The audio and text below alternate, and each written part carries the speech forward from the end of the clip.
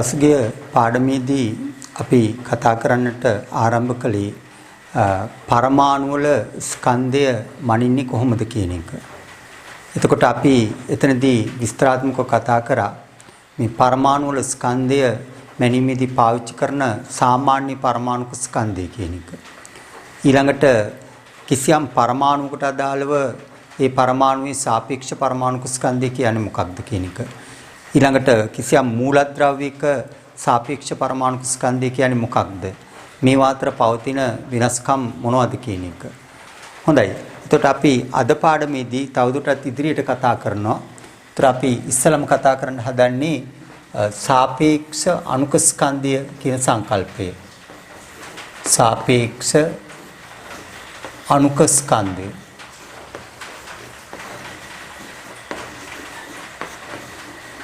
අපි පසුගිය පාඩමේදී කතා කරේ සාපේක්ෂ පරමාණු ස්කන්ධය කියන එක. දැන් අපි මෙතෙන්දී කතා කරන්න හදන්නේ සාපේක්ෂ අණුක ස්කන්ධය. එතකොට අපි එකට කියනවා relative molecular mass කියලා. relative molecular mass. යනවා අපි ඒක සංකේත කරන්නේ MR කියලා. relative molecular mass. සාපේක්ෂ අණුක ස්කන්ධය. එතකොට මේ සාපේක්ෂ අණුක ස්කන්ධය කියන එක අපි අර්ථකථනය කරනවා අර සාපේක්ෂ පරමාණු ස්කන්ධය අර්ථකථනය කළා වගේ. එතකොට කිසියම් අණුවකට අදාළව තමයි අපි සාපේක්ෂ අණුක ස්කන්ධය කියන එක කියන්නේ. එතකොට මේ සාපේක්ෂ අණුක ස්කන්ධය කියන එක සමාන වෙනවා අපිට ඒක සමීකරණයක් විදිහට ලියන්න පුළුවන්. සාපේක්ෂ අණුක ස්කන්ධය එතකොට මේක සමාන වෙනවා අපි සලකුණු ලබන අණුවේ ස්කන්ධය අපි සලකුණු ලබන අණුවේ ස්කන්ධය අපි බෙදනවා අර කාබන් 12 සමස්ථානිකේ පරමාණුක ස්කන්ධයෙන් 12න් එකකින්. ඒ කියන්නේ 12න් එක වරක් කාබන් 12 පරමාණුක ස්කන්ධය. කාබන් 12 පරමාණුක ස්කන්ධය. මේක තමයි සමීකරණය. ඒතර පස්ගිය පාඩමේදී කතා කරපු සාපේක්ෂ පරමාණුක ස්කන්ධය කියනකොට මෙතන ගත්තේ පරමාණුවේ ස්කන්ධය. ඒතර මෙතනදී අපි අරන් තියෙන්නේ සාපේක්ෂ අණුක ස්කන්ධය කියනකොට අණුවේ ස්කන්ධය. එතකොට දැන් අපි උදාහරණයක් වශයෙන් අපි හිතමු අපට අවශ්‍යයි කාබන් ඩයොක්සයිඩ් වල සාපේක්ෂ අණුක ස්කන්ධය ගණනය කරන්න. කාබන් ඩයොක්සයිඩ් හි සාපේක්ෂ අණුක ස්කන්ධය. සාපේක්ෂ අණුක ස්කන්ධය. ඒතර කාබන් ඩයොක්සයිඩ් වල සාපේක්ෂ අණුක ස්කන්ධය කියන එක හොයන්න නම් අපිට දීලා දෙන්න ඕන කාබන් ඩයොක්සයිඩ් අණුවක ස්කන්ධය කියන එක. එතකොට අපි හිතමු මේක අපිට දීලා තියෙනවා 7.3.1 වැඩි කිරීම 10 ඍණ 23 වෙනි බලය. 10 ඍණ 23යි ග්‍රෑම්. එතකොට ගානකදී ඔයගොල්ලෝ මේක දෙනවා කාබන් ඩයොක්සයිඩ් වල සාපේක්ෂ අණුක ස්කන්ධය. ඒතර අපි මේක බෙදමු කාබන් 12 පරමාණු ස්කන්ධයෙන් 12න් එකකින්. ඒ කියන්නේ 12න් එක වැඩි කිරීම කාබන් 12 පරමාණුයි ස්කන්ධය. ඒතර මම ගන්නවා කාබන් 12 පරමාණුක ස්කන්ධය අපිට අපි හිතමු දීලා තියෙනවා එකත් අපි ඉස්සෙල්ලා අපි කාබන් 12 පරමාණු ස්කන්ධය කියන එක ගත්තා 1.9.9.3 වැඩි කිරීම 10 ඍණ 23යි. 1.9.9.3 වැඩි කිරීම 10 ඍණ 23යි. ග්‍රෑම්. එතකොට දැන් ගාන හදන්න නම් ඔයාලට මේ දත්ත දෙක දෙනවා. කාබන් ඩයොක්සයිඩ් වල සාපේක්ෂ අණුක ස්කන්ධය ඊළඟට කාබන් 12 පරමාණු ස්කන්ධය. ඒතර ඔයගොල්ලෝ හොඳට මතකයි මේ කාබන් 12 පරමාණුවේ ස්කන්ධයෙන් 12න් එක කියලා කියන්නේ අර පරමාණුක ස්කන්ධ ඒකක එකක්. ඒ කියන්නේ අර එකයි U කියලා අපි කියපු එක. කියන්නේ පරමාණුක ස්කන්ධ ඒකක එකක් කියන එක තමයි මේ තියෙන්නේ. එතකොට දැන් මේක අපි සුළු කරගත්තම මේ 10 ඍණ 23 කැපිලා යනවා ග්‍රෑම් කියන එකත් කැපිලා යනවා. එතකොට එහෙම කැපිලා ගියාම උත්තරේ ඉන්නේ 7.31 බිඳුව වැඩි කිරීම 12 බෙදීම 1.993 කියන එක. 1.993. එතකොට දැන් මේක අපි සුළු කරගත්තොත් ඔයගොල්ලෝ සුළු කරලා බලන්න. එතකොට මේකේ උත්තරේ එනවා 44.01 කියලා. 44.01 මේක සුළු කරලා බලන්න. එතකොට එන උත්තරේ තමයි මේ තියෙන්නේ. දැන් මේක ආසන්න වශයෙන් 2යි කියලා නිකන් හිතන්නකෝ. එතකොට 2යි නම් මේක දෙකෙන් බෙදෙනවා. එහෙම නැත්නම් මේක දෙකෙන් බෙදනවා 6යි. ඒතර 7 6ක් ගත්තොත් 42ක් වෙනවා. ඒතර මෙතන 0.3න් වැඩි වෙනවා. එතකොට මේක උත්තරේ 44.01ක් වෙනවා. එතකොට දැන් ඔයගොල්ලන්ට පේනවා මේ සුළු කිරීමේදී මේ එන පිළිතුරට අර ග්‍රෑම් කියන ඒකකේ නේ. ග්‍රෑම් කියන ඒකකේ නේ. ඒ වගේම මෙතන අර U කියලා එකකුත් නේ. සංඛ්‍යාත්මක අගය විතරයි තියෙන්නේ. එතකොට මේකේ අර මුලින් කියපු සාපේක්ෂ පරමාණු ස්කන්ධ එහෙම වගේම මේක මාන රහිත එකක්. ඒ කියන්නේ ඒකක රහිත එකක්. වෙන විදිහකට කිව්වොත් ඒකකය එක බවට පත් වෙනවා. දැන් මේ ග්‍රෑම් 1යි ග්‍රෑම් 1යි කියන එකනේ සුළු වෙන්නේ. එතකොට මෙතන තියෙන අතර වැඩි කිරීම 1. ඒකකේ එක බවට පත් වෙනවා. අපි ඒක අමතක කරලා සරල විදිහට කිව්වොත් සාපේක්ෂ අණුක ස්කන්ධයට ඒකකයක් ඇත්තේ නැහැ. ඒක මාන රහිත රාශියක් විදිහට තමයි අපිට ඉදිරිපත් කරන්න පුළුවන්. හොඳයි. දැන් මේ විදිහට අපි සාපේක්ෂ අණුක ස්කන්ධ ගණනය කරනවා නම් ටිකක් ඒක අමාරු වැඩක්. මේ මෙවැනි සුළු කිරීම ටිකක් අමාරුයි. නිසා දැන් ඕගොල්ලන්ට විභාගයේදී මේ සාපේක්ෂ අණුක ස්කන්ධයක් හොයනකොට අපි මේ වගේ ක්‍රමයක් පාවිච්චි කරන්නේ. රසායන විද්‍යාවේදී ඊට වඩා පහසු විදිහක් මේකට තියෙනවා. ඒතර අපි ඇත්තටම දැනගෙන ඉන්න ඕනේ ඒක. අපි දැනගෙන ඉන්න ඕනේ ඒක. දැන් උදාහරණයක් වශයෙන් අපි කාබන් ඩයොක්සයිඩ්ම ගත්තොත් ඒතර කාබන් ඩයොක්සයිඩ් වල සාපේක්ෂ අණුක ස්කන්ධය හොයන්න අපි ওই විදිහට කාබන් ඩයොක්සයිඩ් අණුවේ ස්කන්ධයේ ග්‍රෑම් වලින් එන එක අර කාබන් 12 පරමාණු ස්කන්ධයේ 12න් එක කියලා ග්‍රෑම් වලින් එන එකකින් බෙදලා උත්තරේට යන්න ඕනේ. දැන් ඊට වඩා පහසු ක්‍රමයක් තියෙනවා. ඒ තමයි අපිට දෙන්න ඕන අපි දැන් කාබන් ඩයොක්සයිඩ් කියලා ගත්තොත් ඒක හැදිලා තියෙන මූලද්‍රව්‍ය වෙන්නේ කාබන් සහ ඔක්සිජන් නේ. ඒතර අපි ඒ කාබන් සහ ඔක්සිජන් කියන මූලද්‍රව්‍ය වල සාපේක්ෂ පරමාණු ස්කන්ධ දන්නවනම් එතකොට ඒකත් අර සංඛ්‍යාත්මක අගය අපි ගන්නවනේ. අදාළ පරමාණු ස්කන්ධේ කාබන් 12 පරමාණු ස්කන්ධෙන් 12 එකකින් බෙදලා. ඒතර ආන් ඒ විදිහට දැන් කාබන්ට අපි සාපේක්ෂ පරමාණු ස්කන්ධය හොයපුවම එන අගයක් තියෙනවා. ඒතර විභාගයට ඒක වාට දෙනවා. කාබන් සමානයි 12යි. ඒක දෙන්නේ අර පූර්ණ සංඛ්‍යාවට. දශම අතහැරලා. ඒතර ඔක්සිජන් සමානයි 16යි. අන්න එහෙම පේපර් එකේ වාට දෙනවා වරණක් ඇතුලේ. දැන් එතකොට අපිට කාබන් ඩයොක්සයිඩ් වල සාපේක්ෂ අණුක ස්කන්ධය හොයන්න කියපුවාම මේ කාබන් සහ ඔක්සිජන් වල සාපේක්ෂ පරමාණුක ස්කන්ධය ඇසුරින් අපිට ඒක හොයන්න පුළුවන්. එතකොට අපි කරන්නේ දැන් කාබන්ගේ සාපේක්ෂ පරමාණුක ස්කන්ධය 12යි. ඒකට එක්කව කරනවා ඔක්සිජන්ගේ 16යි. ඒ වගේ ඒවා දෙකයි. මෙන්න. එතකොට දැන් මේක එනවා 12 ධන 16 වරක් 2යි. ඒ කියන්නේ 32යි උත්තරය 44යි. ඒ අනුව කාබන් ඩයොක්සයිඩ් වල සාපේක්ෂ පරමාණු ස්කන්ධය කීයද 44යි. ඉතින් එතකොට දැන් විභාගයේදී ඕගොන්ට සුළු කිරීමක් කරන්න තියෙන්නේ මෙහෙම එකක්. අපි ගණනය කිරීම වලදී සාපේක්ෂ පරමාණු ස්කන්ධය ඇසුරින් සාපේක්ෂ අණු ස්කන්ධ හොයාගන්න. ඒතර අපි කරන්නේ අර සූත්‍රයෙන් දැක්වෙන පරමාණු සලකලා ඒක ගණනය කිරීම. ඉතින් මේක ඔයගොල්ලෝ දන්න දෙයක්. අපි දැන් තව උදාහරණ කීපයක් අපි සුළු කරලා බැලුවොත් නේද? අපි හිතමු අපට අවශ්‍යයි අපි හිතමු වෙනත් උදාහරණයක්. අපි හිතමු C6H6 වල සාපේක්ෂ අණුක ස්කන්ධය අපිට හොයන්න ඕන. බෙන්සීන් වල මෙයා තමයි බෙන්සීන්. ඒක අපි දැනගන්න ඕනේ. කාබනික රසායනයේදී එන අණුවක් බෙන්සීන්. එතකොට අපි බෙන්සීන්ගේ සාපේක්ෂ අණුක ස්කන්ධය හොයන්න ඕන. ඒතර අර ගාණි දෙනවා වකට කාබන් කීයද කියලා දෙනවා. කාබන් සමානයි 12යි. ඒ නිසා දැන් කාබන් 12යි 12ව 6ක් ඉන්නවා. 12 සරක් 6යි. ඒකට එකතු කරනවා හයිඩ්‍රජන් සමානයි 1යි. හරි. හයිඩ්‍රජන් සමානයි 1යි කියලා වට දෙනවා ගණන් වලදී. හරි. ඒතර හයිඩ්‍රජන් සමානයි 1යි. ඒතර ඒ වගේ ඒවා තියෙනවා 6යි. දැන් ඒතර 12 සරක් 6යි 72යි ධන 6යි. ඒ කියන්නේ 78යි. අන්න බෙන්සීන්ගේ සාපේක්ෂ අණු ස්කන්ධය 78යි කියලා අපිට ওই විදිහට ගණනය කරන්න පුළුවන්. ඉතින් අපි තව උදාහරණ කීපයක් ඒ වගේ ඒවා බලමු.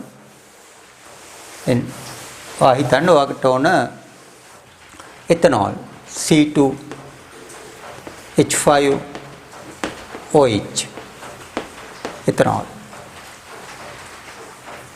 ඒතර දැන් කොහොමද අපි මේක ගණනය කරන්නේ? ඒතර කාබන් එකක් 12යි. ඒතර 12 සරක් 2යි. ධන හයිඩ්‍රජන් තියෙනවා මෙතන 5යි මෙතන 1යි 6යි. ඒතර එක් වරක් 6යි කියන්නේ 6යි. ධන ඔක්සිජන් සමානයි 16යි. ඒතර දැන් මේක සුළු කරපුවම 12 සරක් 2යි 24යි 24යි ධන 6යි ධන 16යි.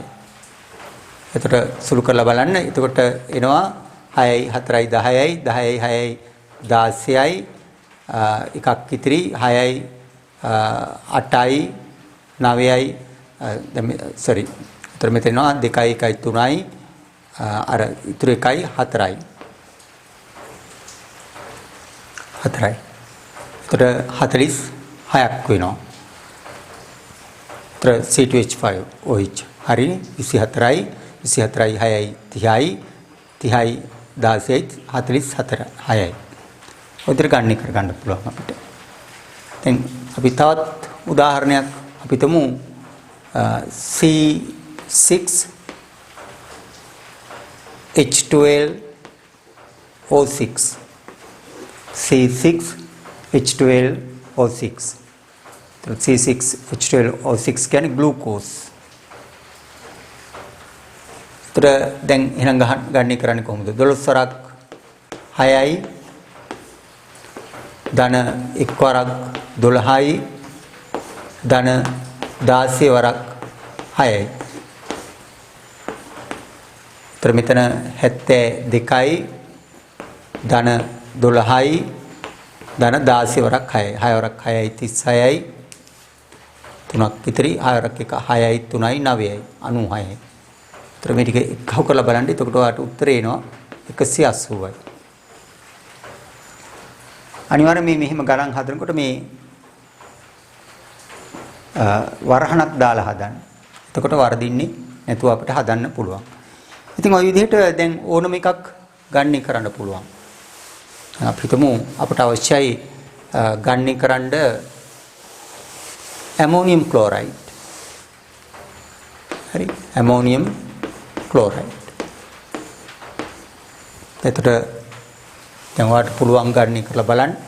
ඒතර දැනගන්න ඕන නයිට්‍රජන්ගේ සාපේක්ෂ පරමාණු ස්කන්ධය කීයයිද කියලා. ඒතර ඒක ගාණි දෙනවා.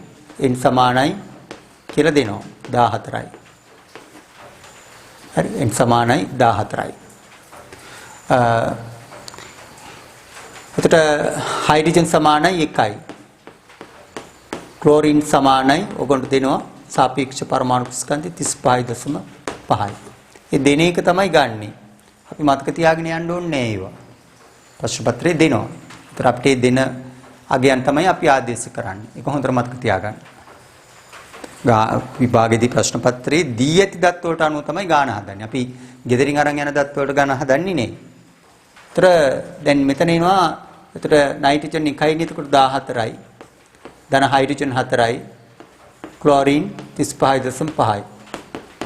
35.5යි. ඒතර මේ ටික සුළු කරගත්තම ඔබට උත්තරේ එනවා.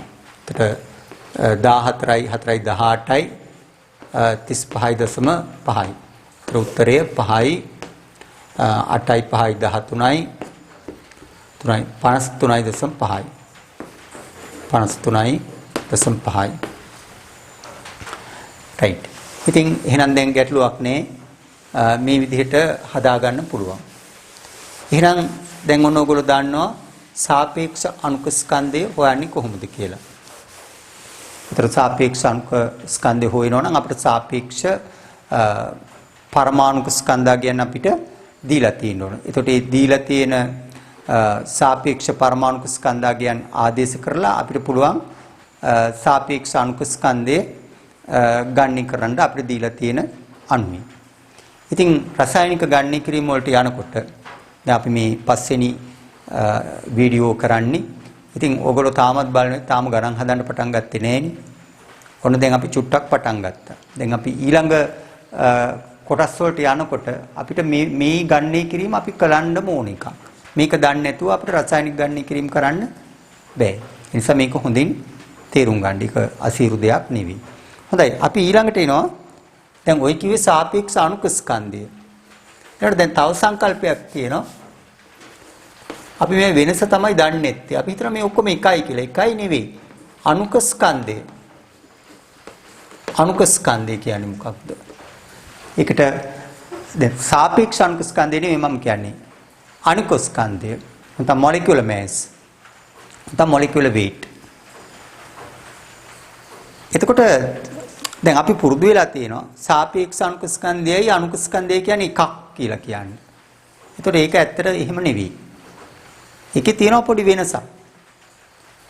සාපේක්ෂ අණුක ස්කන්ධයයි අණුක ස්කන්ධයයි කියන්නේ. දැන් අපි කියන්න හදන්නේ අණුක ස්කන්ධය කියන්නේ මොකක්ද කියන එක.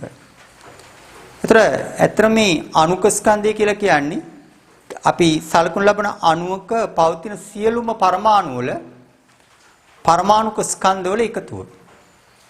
සියලුම පරමාණු වල පරමාණුක ස්කන්ධ වල එකතුව. ඒතර පරමාණුක ස්කන්ධය කියලා කියන්නේ මෙතනදී සාපේක්ෂ පරමාණුක ස්කන්ධය නෙවෙයි සාමාන්‍ය පරමාණුක ස්කන්ධය. අපි සාමාන්‍ය පරමාණුක ස්කන්ධය ගන්න කලානේ. අර සුලභතා ප්‍රතිශතයයි සමස්ථානික ස්කන්ධයයි කියන එක අරගෙන. ඒතර ආන් හිම ගන්න සාමාන්‍ය පරමාණුක ස්කන්ධය තමයි අපි මෙතෙන්දී පාවිච්චි කරන්නේ. ඒක අපි සාමාන්‍ය වචන කෙනෙක් අයින් කරලා කතා කරමු පරමාණුක ස්කන්ධය. ඒතර කිසියම් අණුවක තියෙන සියලුම පරමාණු වල අර සාමාන්‍ය පරමාණුක ස්කන්ධ අගයන් වල එකතුව තමයි අණුක ස්කන්ධය කියලා කියන්නේ. අණුක ස්කන්ධය. දැන් ඒතර උදාහරණයක් වශයෙන් අපි තුමු දැන් අපිට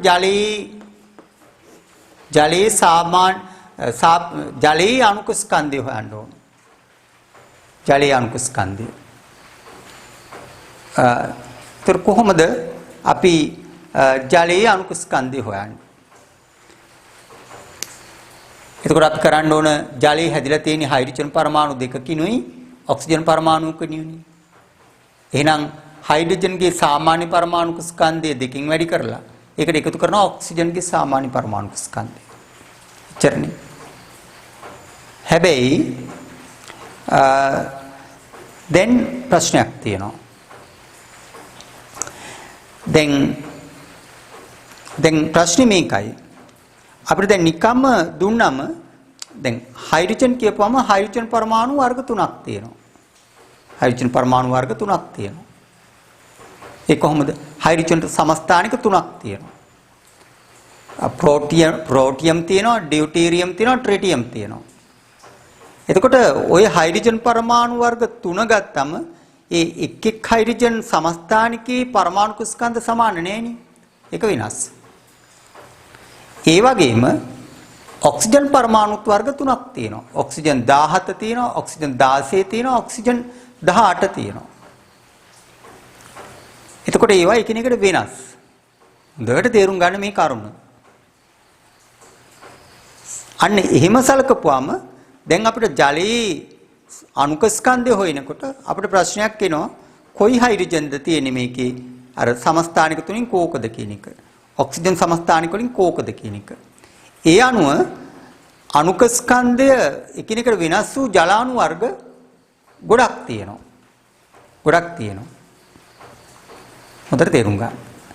ඒතර දැන් අපි හිතමු මේක හැදිලා තියෙන්නේ අර හයිඩ්‍රජන් සමස්ථානිකේ පළවෙනි එක කියලා. ඒ කියන්නේ අර ස්කන්ධ ක්‍රමාංකයේ එකක් වෙච්ච එකෙන් කියලා හිතමු.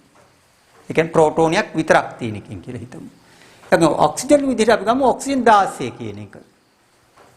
ඔක්සිජන් 16 කියන එක. එතකොට ඒ කියන්නේ දැන් හයිඩ්‍රජන් මෙන්න මේ සමස්ථානිකය අපි ගන්නවා. එතකොට එයාගේ පරමාණුක සාමාන්‍ය පරමාණුක ස්කන්ධය අපිට දීලා තියෙනවා. ඒකේ පරමාණුක ස්කන්ධය කියන එක. එතකොට ඒක 1.0.078යි. AMU. එහෙම නැත්නම් U. ඒක U කියන එක තියෙනවා. පරණ විදිහට කිව්වොත් AMU. Atomic Mass Unit. මේක අපිට තියෙනවා. හරි. ඒ වගේ දැන් ඔක්සිජන් 16 සමස්ථානිකය අපි ගත්තොත් එයාගේ පරමාණුක ස්කන්ධයත් AMU වලින් තියෙනවා. ඒතර ඒක 16 නෙවෙයි ඇත්තටම. ඒක 15.999.499යි. ඇත්තටම අගේ U වලින්. 16 නෙවෙයි.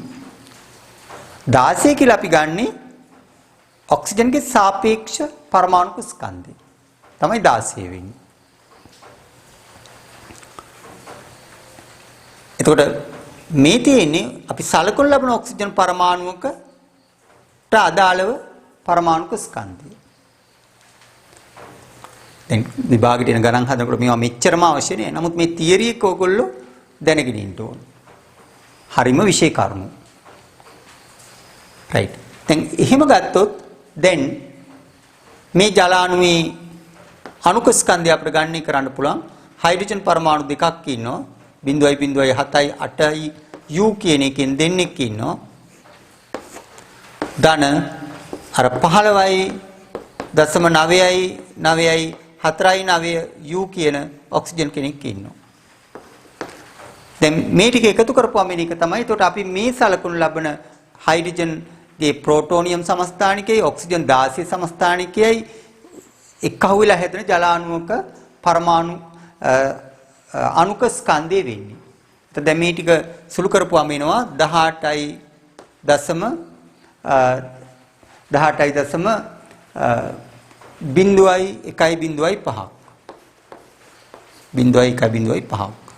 එක U 0.1.5 U. ඒකේ U තියෙනවා 18 විතරක් නෙවෙයි. ඉතින් ඔන්න ඕක තමයි ඒතර අණුක ස්කන්ධය වෙන්නේ. අණුක ස්කන්ධය වෙන්නේ. නමුත් දැන් ආයි ප්‍රශ්නයක් එනවා. දැන් මේ වගේ මේ දැන් H සමානයි 1.0.078යි U O සමානයි 15.999.499යි U එහෙම අරගෙන අපිට සුළු කරන්න ගියොත් මේක හරි සංකීර්ණයි.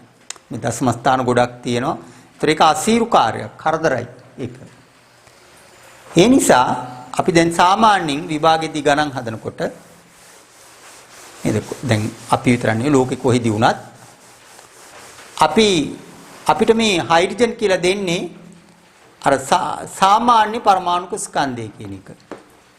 හයිඩ්‍රජන් සමානයි 1U කියන එක තමයි අපිට දෙන්නේ. ඒතර හයිඩ්‍රජන් සමානයි 1U. එතකොට ඔක්සිජන් සමානයි 16U කියන එක අපි ගන්නවා. දැන් ඒතර අච්චර සුළු කිරීම අමාරු නේ. ඒතකොට 1U ධන 1U වරක් 2 ධන 16U වෙනවා. ඒතර උත්තරේ 18U. පරණ ක්‍රමයට 18යි AMU. 18 නෙවෙයි 18යි AMU. ඒතර ජලයේ අණුක ස්කන්ධයයි ජලයේ සාපේක්ෂ අණුක ස්කන්ධය අතර වෙනස එකයි. දැන් මේක ජලයේ සාපේක්ෂ අණුක ස්කන්ධය කියවනම් ඒතර U නෙවෙයි 1. මේක 16. එතකොට උත්තරේ 18. ඒතර ජලයේ අණුක ස්කන්ධය 18යි U. ජලයේ සාපේක්ෂ අණුක ස්කන්ධය 18යි. දැන් මට ඔන්නවා තමයි දැඩිව අවධාරණය කරන්න ඕන. දැන් ඔයගොල්ලෝ හොඳාකාරවම දන්නවා මේ පාඩම ඔයගොල්ලෝ කාගෙන් හරි කොහින් හරි ඉගෙනගෙන තියෙනවා නම් ඔය කියන කරුණු සලකලා නෙවෙයි ඔයගොල්ලෝ ඉගෙනගෙන තියෙන්නේ. නේද? ඕව හැම එකක්ම එකක් විදිහට සලකලා නිකන් ඉලක්කම් විතරක් අරන් සුළු කරනවා. මේකේ ඒකකයක් තියෙනවද නැද්ද? U යෙදෙනවද නැද්ද? U ද යෙදෙන්නේ AMU ද? එහෙම නැත්නම් DA ද? ග්‍රෑම් කියලා එකක් යෙදෙනවද නැද්ද? සාපේක්ෂ අණුක ස්කන්ධයයි සාපේක්ෂ පරමාණුක ස්කන්ධයයි අණුක ස්කන්ධයයි ඒවා එකක්ද දෙකක්ද ඔය කිසි දෙයක් අපි සලකන්නේ නෑ. ඉතින් ඒ නිසා නේද මේ තියරි එක තේරුම් ගන්න try කරන්න. ඔයගොන්ට මේ නොමිලේ මම මේ කරන වීඩියෝ එකෙන් ඔයගොල්ලන්ට ලොකු ප්‍රයෝජනයක් ගන්න පුළුවන්. බොහෝ විට අපි නේද ගණනය කිරීම කරනකොට පොත්පත්වල ඌව සඳහන් කරලා නැහැ. නමුත් දැන් ජාත්‍යන්තර වශයෙන් පිළිගන්නා වූ පොත්පත්වල ඉංග්‍රීසි පොත්පත්වල මෑත කාලයේ ලියවිච්ච ඒවායේ මේ කරුණු ඉතාම පැහැදිලිව සඳහන් වෙනවා. ඉතින් අපි ඉගෙන ගන්න රසායන විද්‍යාව නේද ජාත්‍යන්තරව පිළිගන්නා වූ දැනුමක් වෙන්න ඕන. ජාත්‍යන්තරව පිළිගන්න ප්‍රමිතීන්ට අනුකූලව සම්මත විෂය කරුණු අපි ඉගෙන ගන්න ඕන. දැන් අපිට ආවේනිකව දැන් ලංකාවේ අපිට එහෙම වෙනම ඉගෙනගෙන හරියන්නේ නැහැ. මොකද මේ දැනුම ජාත්‍යන්තර වශයෙන් පිළිගන්න දැනුමක් වෙන්න ඕන. ඉතින් එතනදී අපිට මේ ජාත්‍යන්තර වශයෙන් පිළිගන්න විෂය කරුණු ඉගෙන ගැනීම වැදගත් වෙනවා. දැන් ඊළඟට තවත් එකක් තමයි සූත්‍ර ස්කන්ධය කියන එක. සූත්‍ර ස්කන්ධය මේ තවත් එකක්. ඒකට ඉංග්‍රීසියෙන් කියන්නේ ෆෝමියුලා මේස් කියලා. සූත්‍ර ස්කන්ධය. සූත්‍රයට ඉංග්‍රීසි කියන්නේ ෆෝමියුලා. ඒතර ෆෝමියුලා මේස් සූත්‍ර ස්කන්ධය. මේ තවත් සංකල්පයක්. එතකොට මේ අර අපි ඉස්සෙල්ලා කියපු එක නෙවෙයි වෙනත් එකක්. ඒතර අපි බලමු මොකක්ද මේ සූත්‍ර ස්කන්ධය කියලා කියන්නේ කියලා. එතකොට දැන් මේ සූත්‍ර ස්කන්ධය කියන එක අපි විශේෂයෙන් පාවිච්චි කරන්නේ අයනික සංයෝග සඳහා. තමයි මේ සූත්‍ර ස්කන්ධය කියන එක යෙදෙන්නේ. එතකොට අනෙක් ඒවාටත් යොදා ගන්න පුළුවන්. දැන් එතෙන්දී අපි කියන්නේ අපි දැන් කිසියම් රසායනික සංයෝගයක් ගත්තම ඒ රසායනික සංයෝගයට අදාළව සූත්‍රයක් තියෙනවා රසායනික සූත්‍රයක්. ඒ සූත්‍ර ඒකක එකක අඩංගු වන එක් එක් මූලද්‍රව්‍යයේ සාමාන්‍ය පරමාණුක ස්කන්ධයන් වල එකතුවට තමයි සූත්‍ර ස්කන්ධය කියලා කියන්නේ. දැන් අපි මොකක් හරි රසායනික සංයෝගයක් ගත්තම ඒකට රසායනික සූත්‍රයක් තියෙනවා. එතකොට මේ රසායනික සූත්‍ර යෙන් දැක්වෙන සූත්‍ර ඒකක එකකට අදාළව තමයි අපි මෙතනදි ගන්න කරන්නේ. ඒක විශේෂයෙන් අපිට යෙදෙන්නේ අපිට ඒක වැදගත් වෙන්නේ මේ අයනික සංයෝගවල. දැන් සෝඩියම් ක්ලෝරයිඩ් වල අණුක ස්කන්ධය එහෙම නැත්නම් සාපේක්ෂ අණුක ස්කන්ධය කියපුවම පොඩ්ඩක් ගැටලුවක් තියෙනවා. අපි අණුක ස්කන්ධයක් ගන්න කරන්නේ අණු වලටනේ. අණු වලට. ඒතර දැන් ඔයගොල්ලෝ දන්නවා මේක අයනික සංයෝගයක්. මේ අයනික සංයෝග අණු හදන්නේ. නේද? දැන් සහසංයුජ සංයෝග තමයි අණු හදන්නේ. දැන් ජලය H2O කියලා අණුවක් තියෙනවා. එතකොට එක ඔක්සිජන් පරමාණුකිනුයි හයිඩ්‍රජන් පරමාණු දෙකකිනුයි සමන්විත ඒකකයක් තියෙනවා. ඒක තමයි ජල අණුව. දැන් කාබන් ඩයොක්සයිඩ් අණුව කියලා කිව්වොත් ඒතර කාබන් පරමාණු එකයි ඔක්සිජන් පරමාණු දෙකකිනුයි තමයි කාබන් ඩයොක්සයිඩ් අණුව හැදිලා තියෙන්නේ. ඒතර එහෙම එකක් තියෙනවා.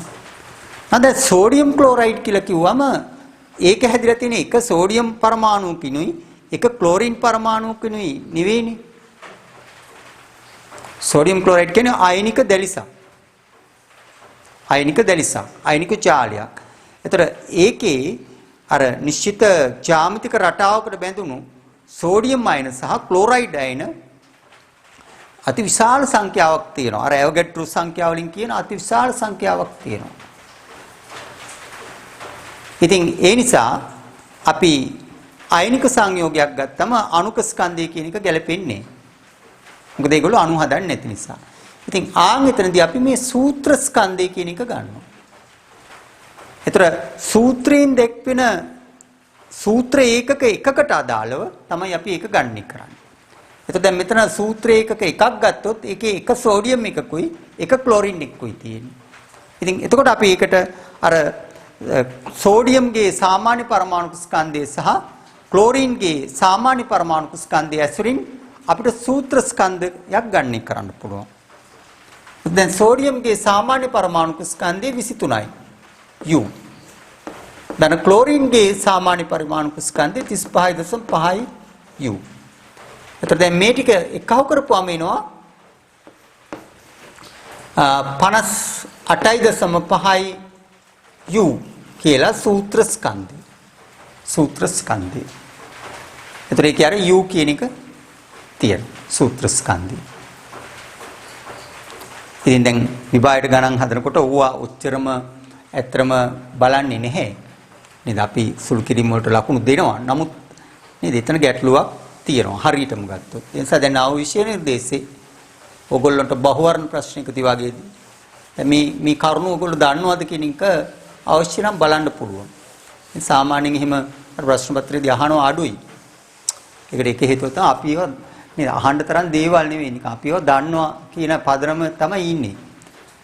නමුත් ඉතින් ඇත්ත තත්ත්වය අපි මේවා මොකක්වත් දන්නේ නැහැ. හරියට අපි දන්නේ නැහැ.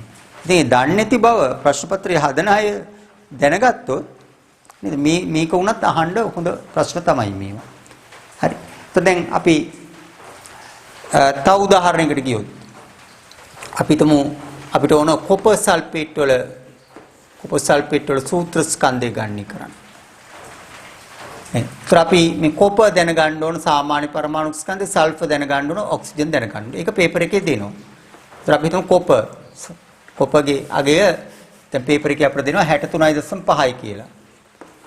63.5යි U. ධන සල්ෆර් 32යි U. ධන ඔක්සිජන් 16යි U. ඒතර ඒ වගේ ඒවා තියෙනවා හතරක්. මේ ටික එක්කහුව කරමු අපි.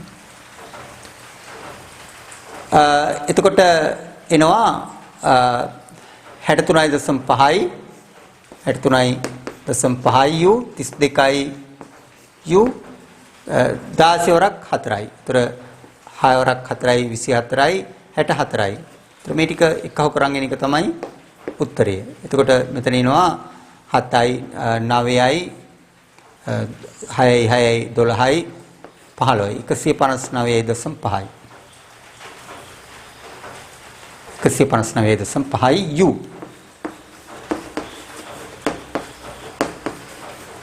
ඔක තමයි උත්තරය. දැන් ඉතින් ඕගොල්ලෝ හිතනවා නේද දැන් ඔය U ඕනේ නේද? ඉතින් U නැතුව හැදුවත් හරි නේද? විභාගෙටත් එහෙම ලකුණු දීලා තියෙනව නේද? පොත්වල තියෙනෙත් එහෙම නේද? ඉතින් ඒව ඔක්කොම හරි. නමුත් ඉතින් මට කියන්න තියෙන්නේ ඒ ඇත්තට මේවා හරියටම හරි නෑ කියන එක විතරයි. ඉතින් කාට හරි මේක ගැන තර්ක කරනවා නම් කරන්න තියෙන්නේ අර සම්මත මෑත කාලේ ලියවිච්ච ජාත්‍යන්තර වශයෙන් පිළිගන්න ඉංග්‍රීසි පොත්පත් කියවලා බලන්න ඕනේ. එතකොට තමයි මේක දකින්න පුළුවන් වෙන්නේ. දැන් මම දන්න තරමින් අපේ රටේ දැන්ට ලියවිලා තියෙන පොත්පත්වල ඒ තරම් දුරට කරුණු ඇත්තේ නෑ. ඉතින් ඒ නිසා අපි හිතනවා අපි ඔය කරන ඉවත් ඉතින් වැරද්දක් නෑ නේ කියන එක. නමුත් ඉතින් ඒකේ පොඩි වැරද්දක් තියෙනවා. රයිට්. දැන් අපි තව මොකක් හරි හිතමු. සෝඩියම් කාබනේට් Na2CO3 10H2 සජල සෝඩියම් කාබනේට් අපිට මේවා නිතරම ගන්න කිරීම වලදී ඕන වෙනවා. ඒතර දැන් සෝඩියම් අපිට දෙනවා 23යි U.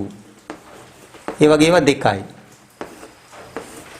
ධන කාබන් 12යි U. ධන ඔක්සිජන් 16යි U. වැඩි කිරීම 3යි. ධන අපි මේක හදන්න ඕන. එතකොට ඒක අපි හදන්නේ 10න් වැඩි කරන්න ඕන ජලයට අදාළව. එතකොට 1යි U වැඩි කිරීම 2 1යි U වැඩි කිරීම 2 ධන 16යි U. කොහොම එනවා? එතකොට 23 ඒවා 2යි. එතකොට 46යි U ධන 12යි U 16 ඒවා 3යි. එතකොට 4ක් 3යි. එතකොට 48යි U. ධන මේ ටික එක්ක කරන් 18යි. 18 ඒවා 10යි. එතකොට 180යි U. මේ ටික සුළු කරලා බලන්න මේ ටික එතකොට එනවා 106ක් 106යි U ධන 180යි U. එතකොට ඔගොන්ට එනවා 200 86යි u. නැත්නම් AMU. පරණ ක්‍රමයේ තමයි AMU. දැන් අලුතෙන් දාන එක තමයි U. DA කියලා දානවා. දැන් 286යි DA. මම මේක මීට පෙරත් කිව්වා. ඉතින් ඔන්න ඔය විදිහට අපිට දැන් මේ සූත්‍ර ස්කන්ධය කියන එක අපිට ගණනය කරන්න පුළුවන්. මම හිතනවා දැන් මම කතා කරපු උදාහරණ කීපේ ප්‍රමාණවත් ඒ විදිහට අපි ගණනය කරගන්නවා. එතකොට දැන් ඔය මෑත කාලේ ප්‍රශ්න පත්‍රවලදී ඔය සූත්‍ර ස්කන්ධ, සාපේක්ෂ අනුක ස්කන්ධ වගේ ඒවා ගණනය කරන්න ලොකු සූත්‍ර දීලා තියෙනවා නම් ඉතින් ඒතකොට ගොඩක් වෙලාවට ඒකේ සූත්‍ර ස්කන්ධය කියන එක පේපර් එකේ දීලා තියෙනවා. දැන් Na2CO3 10H2 කියන එක සූත්‍ර ස්කන්ධය 286 එහෙම දෙන අවස්ථාවලුත් තියෙනවා. දැන් ඒ වගේ පොඩි අණුවලදී නම් දෙන්නේ තරමක් විශාල අණු හිම දෙනකොට අපිට ඒව දෙනවා. මොකද මේ ගානේදී ඒක සුළු කිරීම බලන්නේ ඒක බලාපොරොත්තු වෙන්නේ. මොකද ඒක අපි දන්න දෙයක් කියන හිතන නිසා. හොඳයි. ඒතර මම මෙතනින් මේ පස්වෙනි වීඩියෝ අවසන් කරනවා. ඒතර අපි මුලින් ඉඳලා අර ඒකක පිළිබඳව කතා කළා. ඊට පස්සේ අපි අර ඒකක ආශ්‍රිතව සුළු කිරීම කරන්නේ කොහොමද කියන එක කතා කළා. ඊළඟට අර අපි ගත්තා පරිවර්තන සාධකය කියන එක යොදාගන්නේ කොහොමද කියන එක. ඒ පරිවර්තන සාධකයේ ඇසුරින් සුළු කිරීම කරන්නේ කොහොමද කියන එක අපි කතා කළා. ඊට පස්සේ මේ පරමාණු වල ස්කන්ධය හොයන්නේ කියන එක තමයි පසුගිය පාඩමේ සමේ පාඩමේ අපි කතා කළේ. ඉතින් ඒතර මේ කරුණ ටික හොඳට නැවත බලන්න. ඒ බැලුවට පස්සේ අපිට ඊළඟ පාඩම පටන් ගන්න පුළුවන්. ලබන සතියේ මේ අපි ඊළඟ පාඩම අපිට කරන්න පුළුවන් මේ මෞල පිළිබඳව සිදු කරන ගණනය කිරීම. මෞලය කියන සංකල්පය සහ මේ මෞල ආශ්‍රිතව ගණනය කිරීම කරන්නේ කොහොමද කියන එක. ඉතින් මේ පාඩම මෙතනින් අවසන් වෙනවා. ඒත් එක්කම ඔයගොල්ලන්ට මම මතක් කිරීමක් කරන්න ඕන. මම මේ කරන මේ පාඩම් මාලාවම ඔයගොල්ලෝ මේ වෙනකොට දන්නවා ඇති A level කුප්පිය AL කුප්පිය කියලා අපි ඇප් එකක් ඩෙවලොප් කරලා තියෙනවා. AL කුප්පිය මේක ඔයගොල්ලන්ට ෆෝන් එකෙන් Play Store එකට ගිහිල්ලා ඩවුන්ලෝඩ් කරගන්න පුළුවන්. ඒතර මේ AL කුප්පිය කියන ඇප් එක හරහා අපි උසස් පෙළට අදාළ පාඩම් සියලු පාඩම් ආවරණය කරන වීඩියෝ පාඩමාලා 150කට ආසන්න සංඛ්‍යාවක් මේ වෙනකොට මම කරලා තියෙනවා. එතකොට ඒක අපි ටෙලිකොම් එකත් එක්ක තමයි කරන්නේ ශ්‍රී ලංකා ටෙලිකොම් එකත් එක්ක. ඒතරවට බොහොම අඩු මුදලකට ඊටාම ඉහළ ගණයේ වීඩියෝ වැඩසටහන් AL කුප්පිය කියන එක ඔයගොල්ලෝ ෆෝන් එකට දාගත්තොත් ඔයගොල්ලන්ට බලන්න පුළුවන්. පොඩි මුදලක් යන්නේ. පැය එකමාරක් විතර වෙන පාඩමක් අපි රුපියල් 100ක් වගේ මුදලකට තමයි දෙන්නේ. ඒක බොහොම අඩු මුදලක්. එතකොට ඒ රුපියල් 100ක් වගේ මුදලක් අය කරලා අපි එක පාඩමක් බලනකොට ඕගොන්ට දවස් දෙකක් ඒ පාඩම ඕනම වාර සංඛ්‍යාවක් බලන්න පුළුවන්. ඉතින් නැවත බලන්න පුළුවන්. ඉතින් ඕගොල්ලන්ට මම මේ කරගෙන යන පාඩම් හොඳයි කියලා හිතෙනවා නම් තව වැඩි දුර ගිහිල්ලා ඕගොන්ට විෂය නිර්දේශයේ ඕනම පාඩමකට අදාළව සිද්ධාන්ත ඕගොල්ලන්ට යම්කිසි අඩුවක් තියෙනවා නම් මේ AL කුප්පිය කියන ඇප් එකට යන්න. ඒ ඇප් එකට ගිහිල්ලා ඔයගොල්ලන්ට මේ මගේ වීඩියෝ පාඩම් මාලා මුළු විෂය නිර්දේශයට අදාළ සියලුම දේවල් ඔයගොල්ලන්ට නැරඹීමේ හැකියාව මේ වෙනුවට සකස් කරලා තියෙනවා. එහෙනම් බොහොම ස්තුතියි. අපි ඊළඟ වීඩියෝවෙන් හමු වෙමු.